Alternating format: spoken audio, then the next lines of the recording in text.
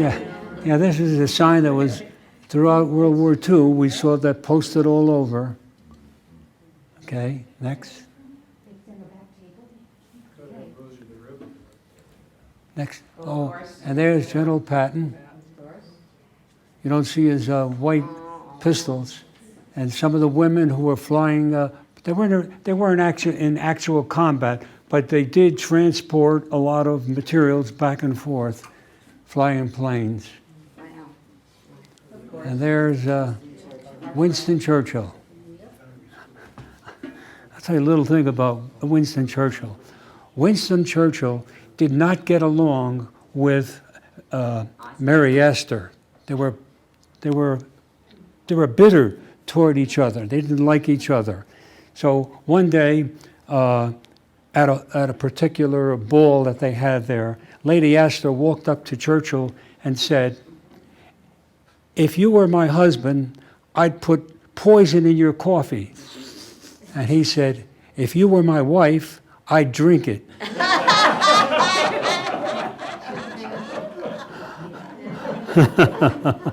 Okay. Tuskegee, yes.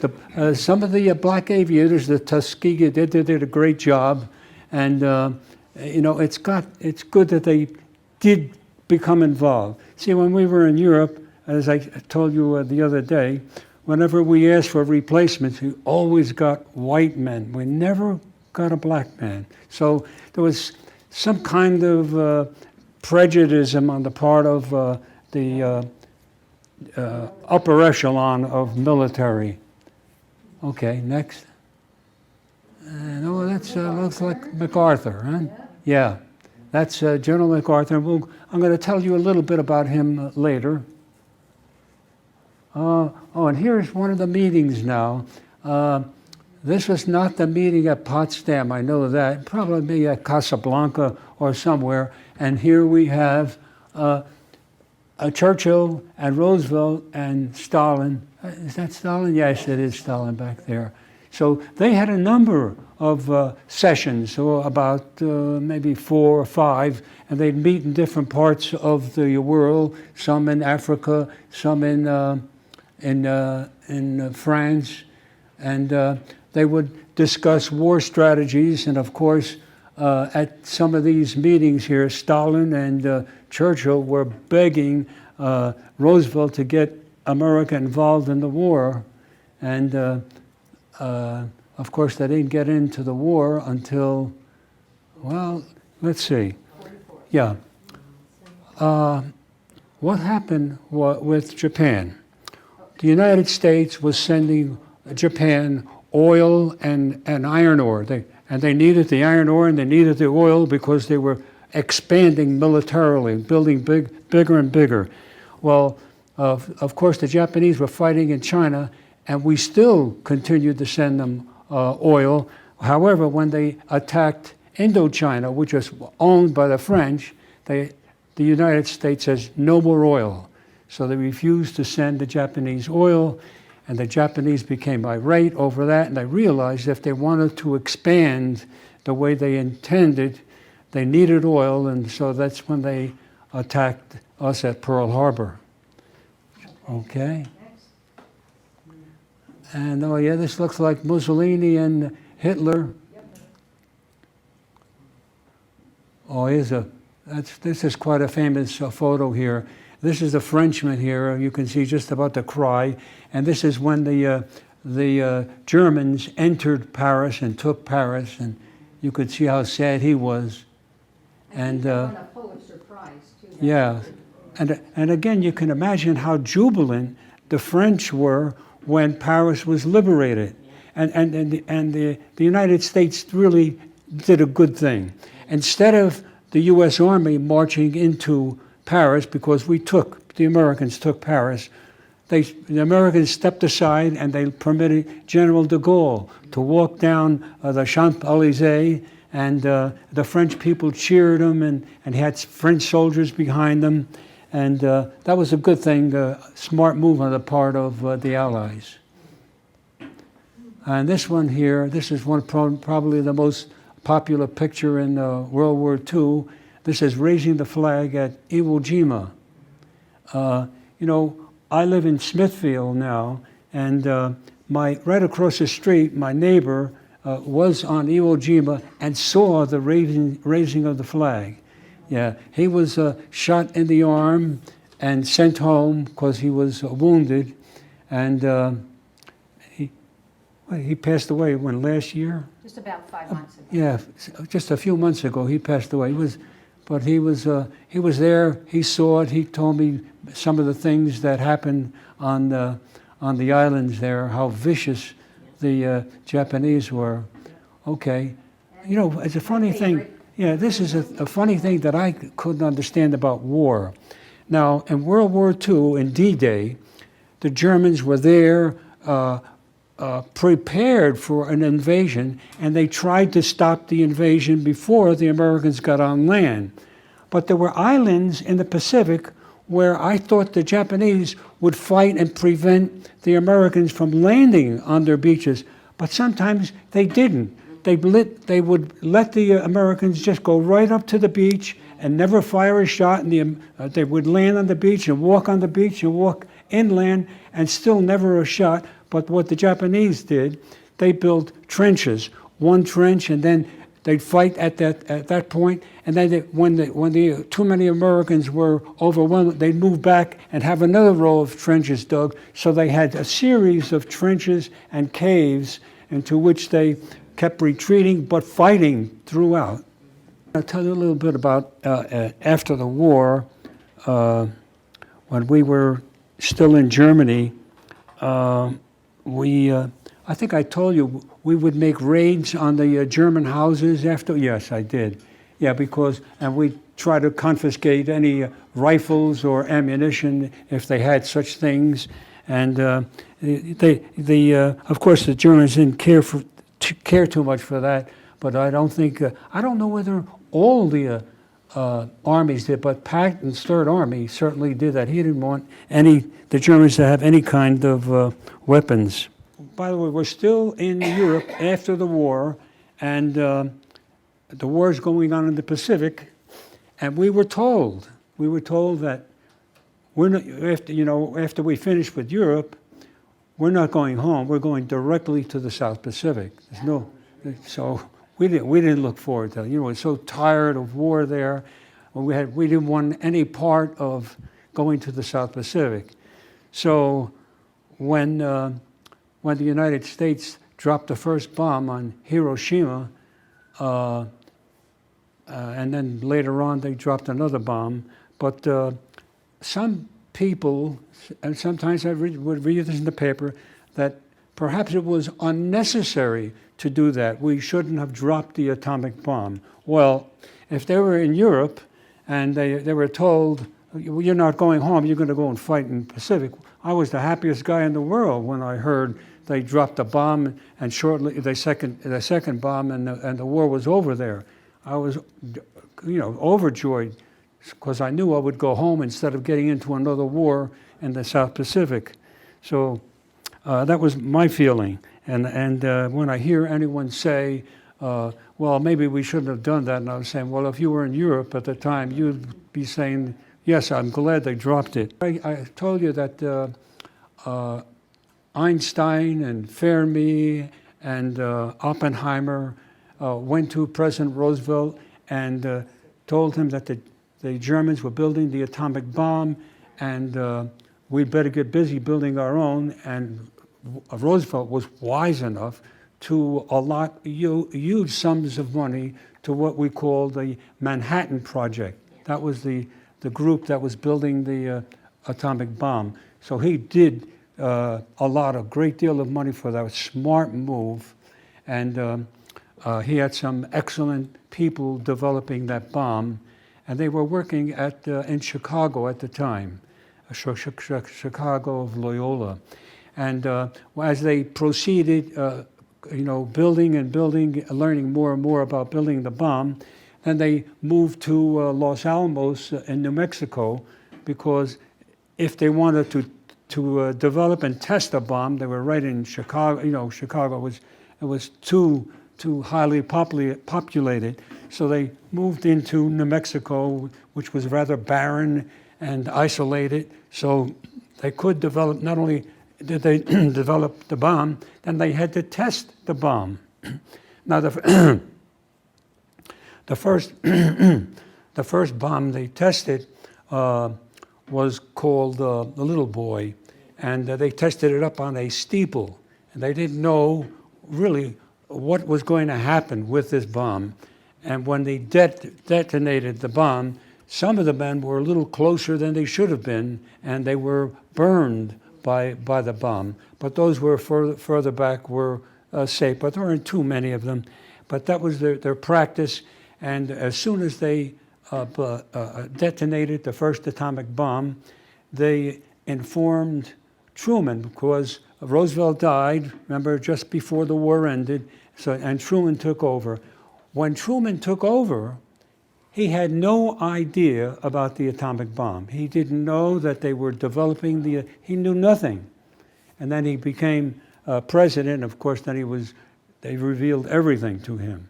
So then at one of the meetings that Truman had attended, a meeting, I think it was in August of 45, he attended that meeting there with Churchill and Stalin, and he took Stalin aside and told him about the bomb. He said, we now have a weapon that is a massive destruction. And Stalin, he thought he'd be a little shocked. He was very calm. He thought, oh, well, so what? It's a bigger bomb. He didn't think much of what Truman was telling me. But Truman didn't reveal to Churchill at the time that the Americans had developed the atomic bomb. Churchill knew that they were working on it, but he didn't know that they had perfected it.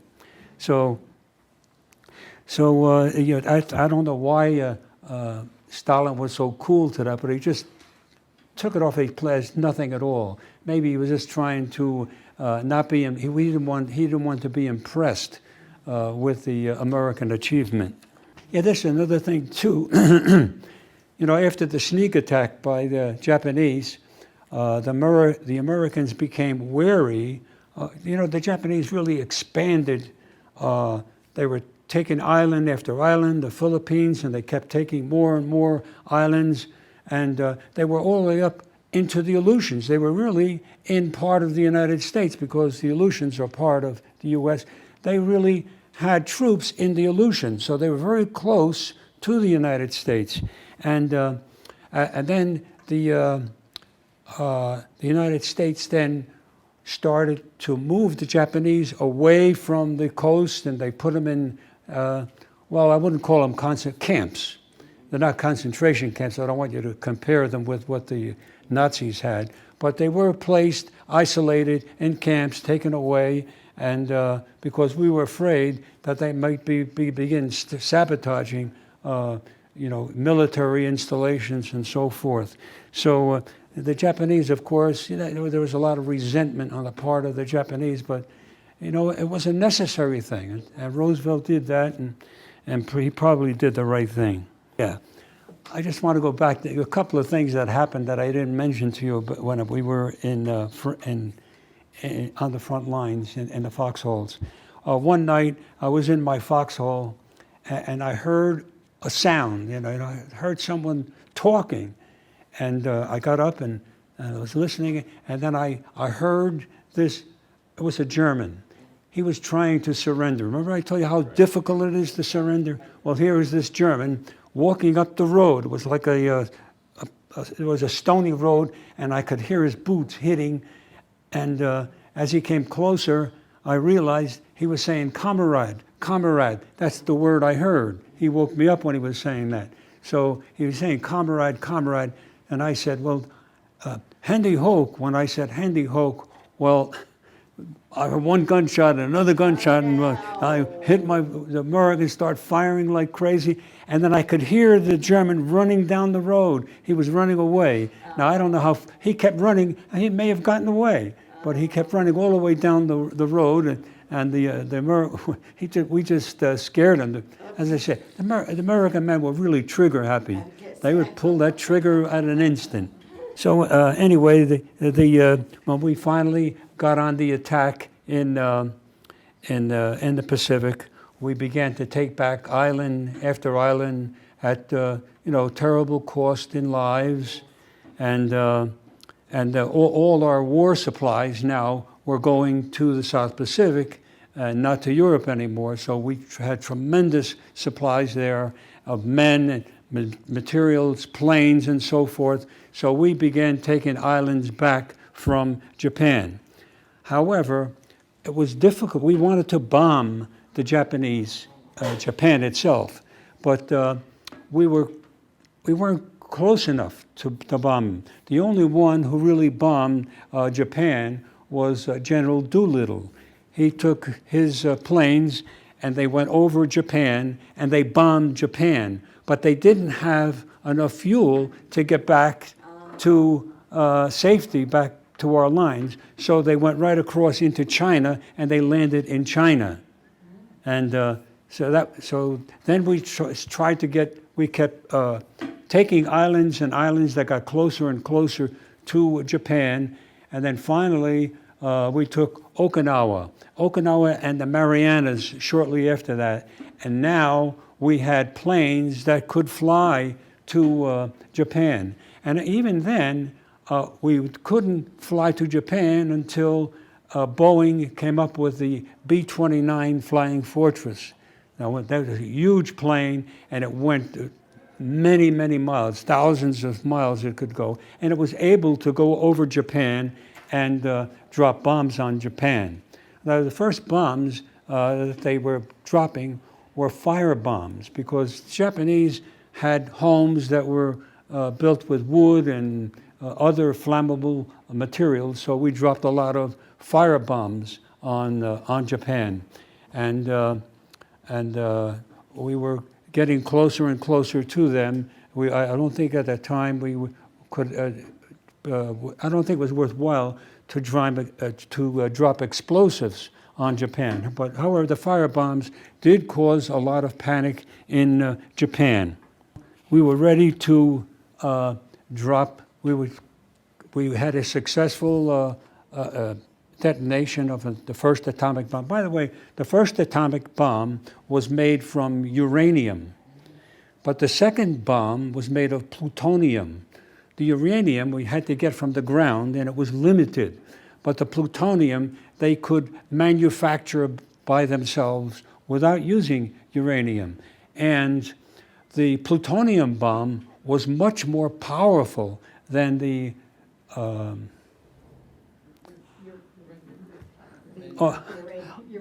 uranium. I lost the word. Yeah, it was much more powerful than the uranium bomb. And so the first bomb that we dropped on Hiroshima was a uranium bomb. And of course it caused, two planes went over. I didn't realize that. I thought it was one plane. I thought it was the Enola Gay. That plane was, the captain of that plane, his mother's name was Enola Gay, and he named his plane Enola Gay, and that was the plane that dropped the bomb on Hiroshima. And there was another plane. I didn't realize this. There were two planes, one that dropped the bomb and one that was just observing. And they dropped the bomb and they saw the mushroom cloud come up, and they knew that the devastation that it created. Okay. The other thing too, they dropped the bomb. It didn't land. It exploded above while it was still in the air, so that it would cover a great more territory. So that was that was good planning too. All right. So after they dropped the first bomb, we asked Japan if they were willing to surrender, and they said no.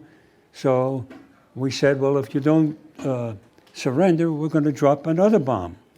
And so they planned to drop the next bomb, and they were going to drop the bomb on a town called Sukuro.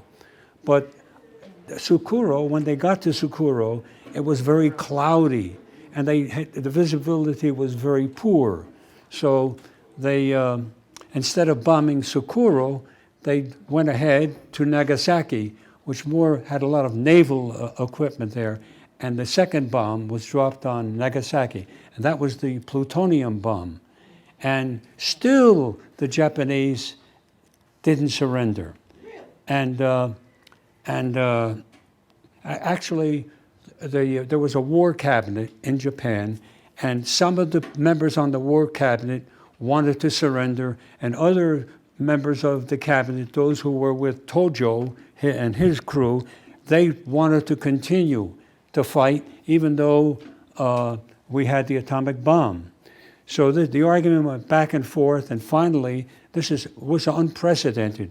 They decided to go to the emperor. Now, the emperor was almost godlike among the Japanese. They worshiped him like he was God, and whatever he said was law. He just had to say it. So they went to the emperor, and they told him what the situation was. They explained it, and then they said, well, what do you think? And he said, surrender. So that really terminated the war, and the Japanese really laid down their arms because the emperor said that, so they didn't disobey. Now, there were parts, there were some Japanese on some of the islands that were hidden, and in fact, sometimes we didn't find some of the Japanese that were hidden in the isles and still fighting, like 30 years after the war. They were still there fighting, and they didn't realize that the war was over. So, just strange things that happen. I could make an analogy, this is my own personal opinion, of dropping the bombs and General Patton. Now, General Patton was a real warrior, and he just wanted to drive ahead and never stop, no matter how many lost, and he lost a lot of men in his attacks.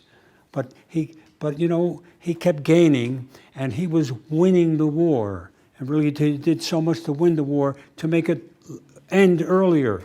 If it had been a Montgomery instead of Patton, Montgomery would have slowly, and the war would have lasted maybe another year or maybe another year and a half, and many more lives would have been lost. So with Patton, he did lose a lot of lives, but he did a lot to end World War II. And I think it's the same thing here. If we had not dropped those atomic bombs on Japan, well, the war would have gone on. And then eventually we were thinking, well, eventually we will have to invade Japan the way we invaded Europe. And if we invaded Japan, some people estimated the loss in American lives, 1/2 to 1 million American lives would be lost just trying to gain a foothold in Japan. So actually, the 2 bombs saved a lot of lives. Initially, it's just like with Patton. Initially, they did lose a lot of lives, but if you look at it overall, if we had continued, they would have lost millions and millions more. So it really was a good thing that happened.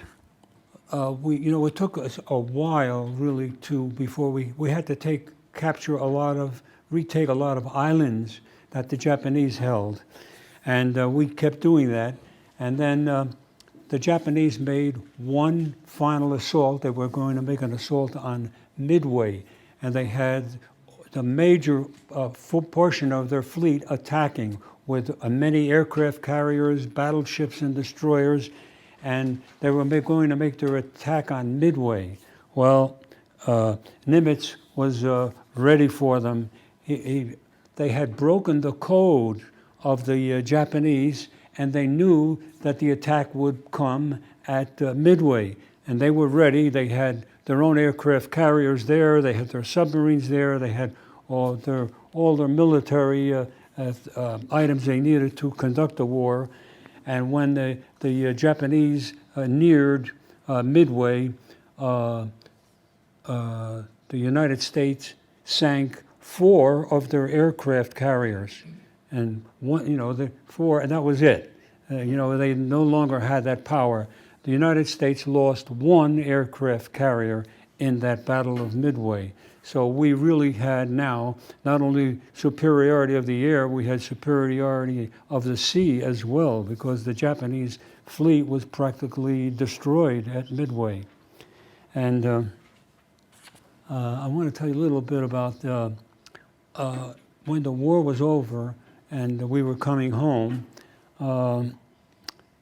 We went through France and we went through Marseille, and you know, another class. This is being televised, video or whatever it is. So I can't really say what really happened on the way home on the ship, but. If we didn't have I would tell you. You know, in fact, the other class I had encouraged. I said, well, you know, it's rather disgusting, and they said, tell us anyway, and I did, but I won't do it with the video. Turn it off. But we did come home, and when we came home, there was the GI Bill. There were two parts to the GI Bill. One was Public Law 346, and that was for the veterans who came home who were not wounded or disabled. And then there was another one, Public Law 16, and that was for either those who were disabled or wounded during the war. So the 346 GIs got paid tuition in the college, and those under Public Law 16 not only got 4 years, I got, under the GI Bill, I got my master's degree, I got my bachelor's degree, my master's degree, and my doctoral level just with the Public Law 16. If it hadn't been for Public Law 16, I don't think I'd have any college. So I was very pleased with that. You remember the other day I told you about my girlfriend Angelina, and the MPs went down to get her. Well, after the war, you know, well, many GIs were there. The girls would say, "Are you going to come back and get me after the war and take me back to America?" And of course the GI said, "Oh, sure, of course I'll coming back." And so some of the women, some of the French women and some of the German women said, "Well, if you don't come and get me, well, we'll come and get you." And so this is about, anyway, I came home, I was home about 5 years, and I was engaged, and then I was, about 2 weeks before I was to get married. I was in my house, and my fiancée was in the house, and my mother was in the house, and the doorbell rang, and my fiancée went to the door, and she answered the door, and she came back, and she said, "There's a woman there. She wants to speak to George." So I said, okay. I went out to the door, and I looked at her, and I didn't recognize her, because her hair was different with a little color. And then she said a few words, you know, when I heard her say George, the way she said it, I looked at her, I said, "Angelina?" And it was Angelina Schmagluk. That's who it was. And this is just 2 weeks before my wedding. So, you know, I'm sure that it happened to other Americans. And some of the, you know, it's just like some of the men who were in Japan came back with Japanese wives. And I'm sure that Americans came home with German wives or French wives. But Angelina later on went up to Minnesota and married a captain from military service. All right, so we have now the ultimate surrender. The emperor said, "Lay down your arms," and the Japanese really did lay down their arms. And now all they was left was the surrender. And it took place on the battleship Missouri, and General MacArthur, who was commander-in-chief. By the way, General MacArthur was a prima donna, just like General Patton, but he was an able general, and he really did a great job in the occupation of Japan. It was very calm. no problems at all, really. And it was a tribute to the management of MacArthur. But anyway, we're going to show you what the surrender and how it took place.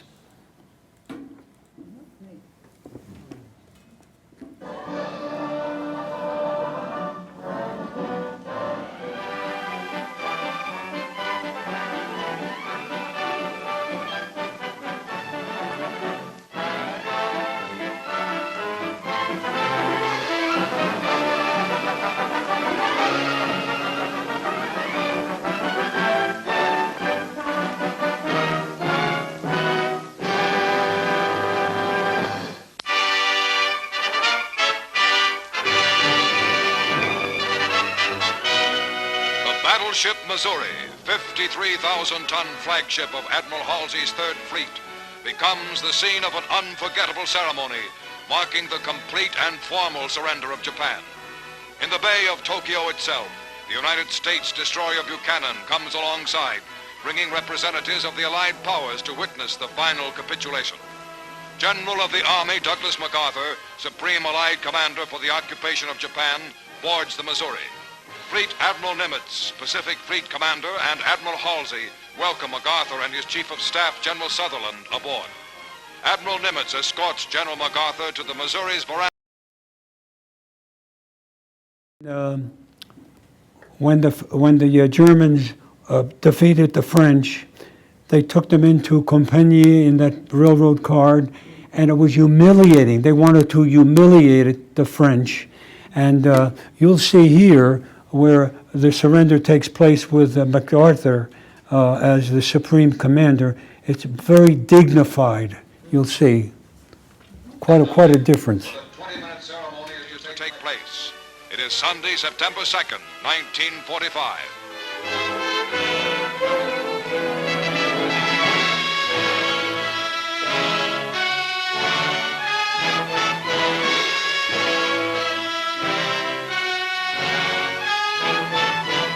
Cameramen and reporters of many countries record this historic moment as United Nations military leaders crowd aboard the Missouri and examine souvenir cards bearing the Japanese flag, special mementos of the occasion. And now, in a Navy launch, the Japanese surrender party arrives. They are headed by Agent Mamoru Shigemitsu, Foreign Minister of the Japanese Surrender Cabinet, who was wounded by a Korean patriot in Shanghai years ago and walks on an artificial leg.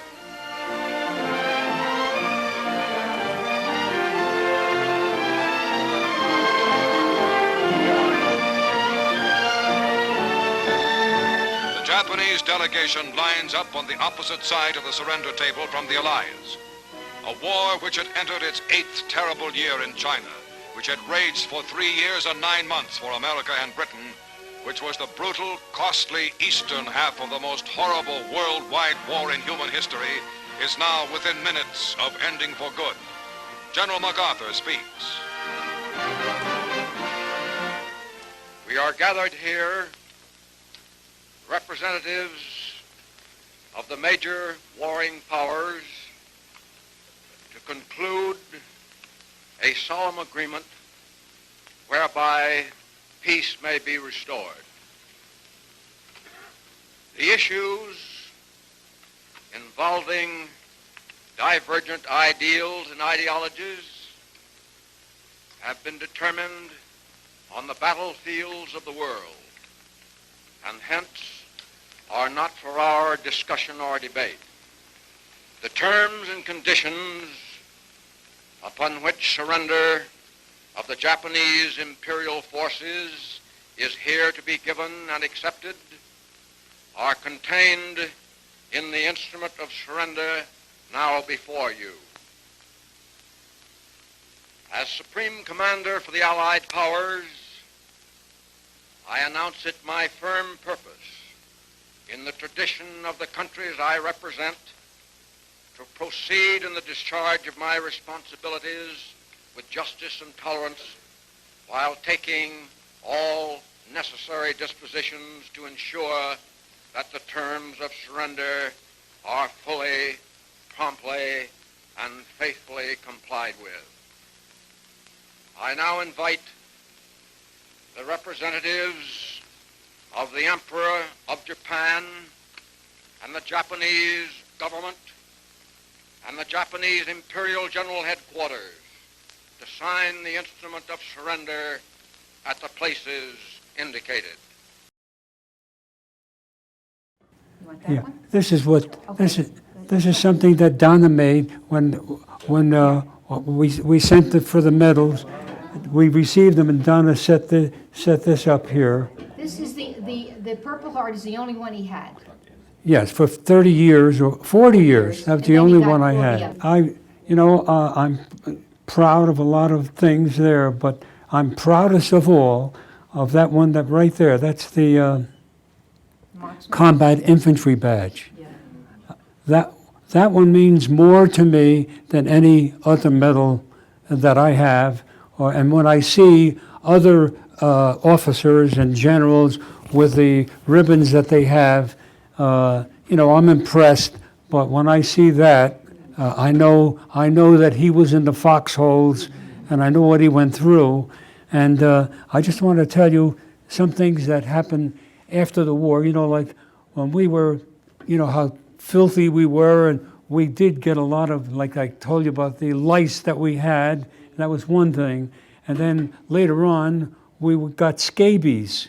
Now, scabies are mites that we'd get, and they bite into our skin, and they create little red dots, and the scab, and then later on, they dissolve.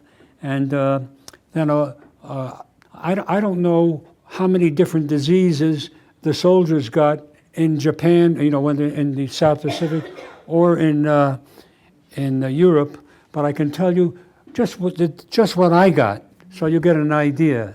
So, of course, I had the scabies, and I had the lice that I told you about. I had trench mouth. I drank something that was contaminated, and I had trench mouth. I lost part of my gums. Teeth, you don't get when you don't brush your teeth for you brush your teeth once a month or once every 2 weeks. You get a lot of problems with your teeth, and a lot of work to be done on that, and that was done. The worst one of all, though, was this one here.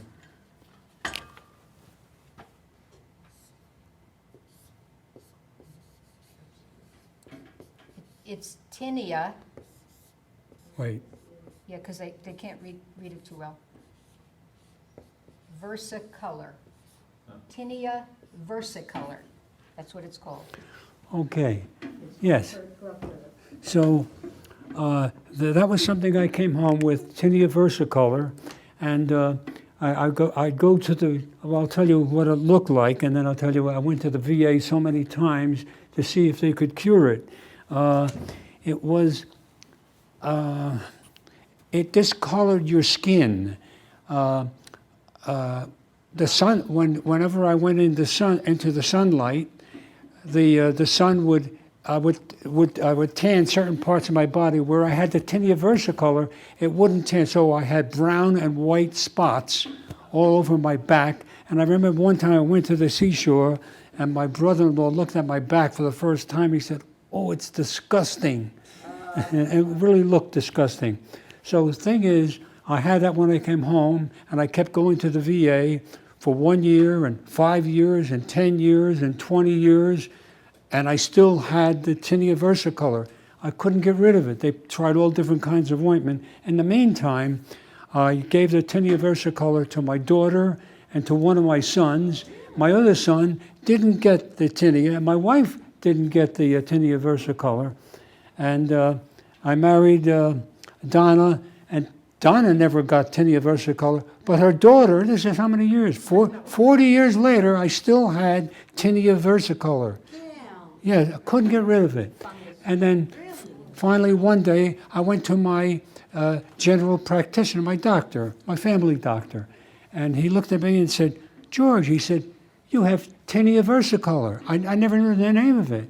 And I said, "Oh yeah," I said, "I've had it for 40 years, It's like the fungus I have." I said, one doctor told me, he says, "George, that fungus is yours. When they put you in the box," he said, "the fungus will stay with you. They'll be with you, keeping you company. But anyway, I went to this doctor, this family doctor, and he said, "You have tinea versicolor." And I said, "Yeah." I said, "No, I've had it for 40 years. And I've gone to the VA 100 times and I couldn't get rid of it." He said, "George," he said, "go to your pharmacy and get a bottle of Selsun Blue medicated shampoo. Selsun Blue medicated shampoo." He says, "Wash your entire body with it and do that once or twice." I took that home and I washed my entire body with it, and I did it 2 times. It was gone. Never had it back. Yeah, and it never came back. I was hit with an 88 piece of shrapnel in my hip, and it was the nicest thing that ever happened to me in the whole war, really, because I went back to the hospital and I was in a nice bed and with nice food, hot food, and for 10 days. And then after that, I joined up in Jarny, France, and I told you about Jarny. We went back to Jarny, and we were guarding Patton. And again, I had a nice room I slept in. There's a funny thing about the French people. When at the end of the night, when we leave, we depart from our friends, we say good night. We don't say, we say good evening at the beginning, and when we leave, we say good night. Well, the French, I never heard them say good night. And I was saying, gee, so this one night, this French couple that we were living with, we were walking up to our room. We were on one side of the hall, and they were on the other side. And I said, well, now they're going to say good night. And, they said bonsoir, bonsoir, not bon nuit, bonsoir. Bonsoir meant good evening, even when they're going into the bedroom to sleep. So that's, I think that's it. I think, and I thank you for listening. You were very attentive. Okay. Okay. All right. Okay. Okay. Thank you. Thank you.